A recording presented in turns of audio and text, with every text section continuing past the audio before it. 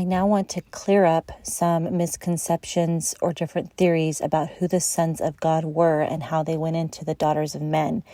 There are several theories and interpretations of the passage of Genesis 6, one being that the sons of God were the godly line of Seth, and that they went into the daughters of men, which were the ungodly line of Cain.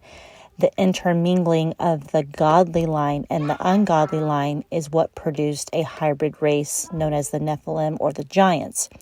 Then you have the theory that the sons of God are actually referring to fallen angels, and the daughters of men are, of course, just the daughters of men, and the fallen angels going into the daughters of men, producing a giant and hybrid race. Either way, whatever theory or interpretation you favor, the point or the result still is that a hybrid race of giants was formed, no matter which theory you subscribe to. And then in addition to that, it states that the fallen angels also taught mankind to sin and to provoke the Lord. They introduced weapon making and warfare, vampirism, sorcery, witchcraft, root cutting, cursing, chanting, abortion, you name it. All the ungodly practices and things that we deal with today were introduced by the fallen angels.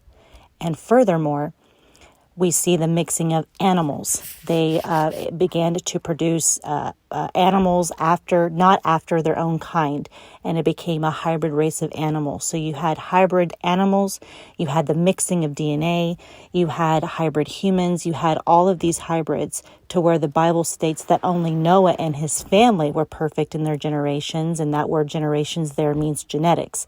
So the Bible clearly states, in addition to other ancient biblical texts, that a hybrid race was formed by these fallen angels' manipulation, whether they went into the daughters of man or they just manipulated the process. They were involved in some capacity. And then again, if you prescribe to the theory that the sons of God were the godly line of Seth going into the ungodly line of Cain, then the ungodly line of Cain, how did it become ungodly? Well, the serpent seed would have had to get into the line of Cain at some way, somehow. We don't know. The Bible doesn't say.